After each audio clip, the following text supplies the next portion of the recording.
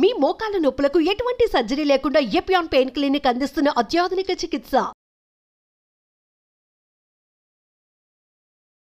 That vaccinations are more important. Vaccinations ఉన్నాయా? Lungs కి ఇప్పుడు ఎవరికైతే ఎఫెక్ట్ అయ్యే ఛాన్స్ ఉంటుందో చిన్న పిల్లలకి వ్యాక్సిన్స్ ఇస్తాం కదా మనం. మన ఇండియన్ ప్రోగ్రామ్లో ఆల్మోస్ట్ ఒక 10 to 15 వ్యాక్సిన్స్ ఉంటాయి పిల్లలకి, మేబీ మోర్ దాన్ దట్. పెద్దవాళ్ళకి ఒక ప్రోగ్రామ్ కూడా లేదు. సో ఈ వ్యాక్సిన్ వేసుకోమని చెప్పేవాళ్ళు కూడా లేరు. అలా అని చెప్పి వ్యాక్సిన్ వేసుకోవద్దా అంటే అలా కాదు. చాలా guidelines worldwide vaccines వేసుకోవాలి.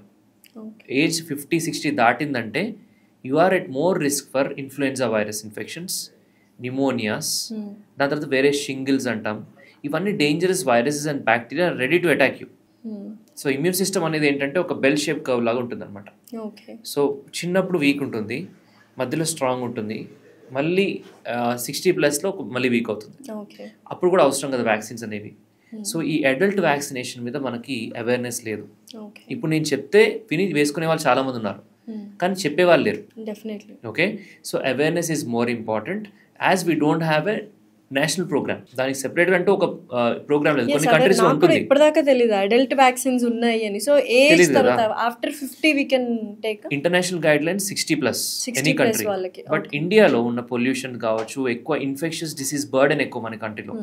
బికాస్ మనకి density of population is very high, highest population మన కంట్రీలోనే ఉంది. సో ఇన్ఫెక్షన్ స్ప్రెడ్ అయ్యే అవకాశం కూడా ఉంటుంది అనమాట. సో 50+ తీసుకోని రికమెండేషన్స్ ఉన్నాయి. అండ్ ఏజ్తో సంబంధం లేకుండా మీకు డయాబెటీస్ ఉన్నా, బీపీ ఉన్నా, లేదా any disease to your heart, lungs, kidney, liver, brain, any problem, you have to get vaccinated immaterial what your age is. Age ఎంతైనా కానీ 20 అవ్వచ్చు, 40 అవ్వచ్చు. లేదు నాకు ఏ జబ్బు లేదు, ఏజ్ 50 లేదా 60 దాటింది అయినా సరే వ్యాక్సిన్ వేయించుకోవాలి. It's not a rule, nobody will force. It is a recommendation. Preventive care. Preventive. Which is very. So ఒక నిమోనియా వస్తే అది సెప్సిస్ అంటే బ్లడ్ ఇన్ఫెక్షన్ అయ్యి డేంజర్ అయ్యే అవకాశం చాలా ఉంటుంది ఒక మనిషికి, ఎస్పెషల్లీ 50 దాటితే.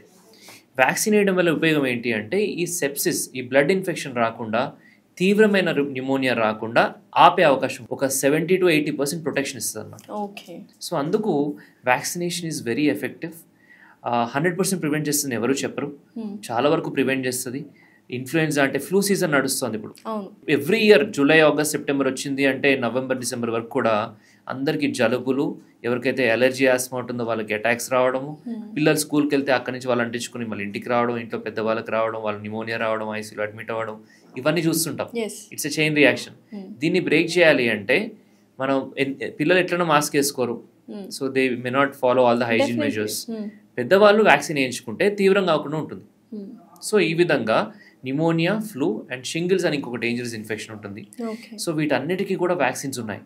నిమోనియాకు ఒక 3 different types ఆఫ్ వ్యాక్సిన్స్ ఉన్నాయి. సో ఇవన్నీ వేసుకుంటే సేఫ్గా ఉండే అవకాశం ఎక్కువ. తిన్న తర్వాత అంత షుగర్ తీసుకోవాలి, అంత తీపి తినాలి అని అందరికీ ఉంటుంది కదా క్రేవింగ్ని. So how to avoid it? So తిన్న తర్వాత స్వీట్ తినాలని అందరికీ ఉండదని అనుకోను.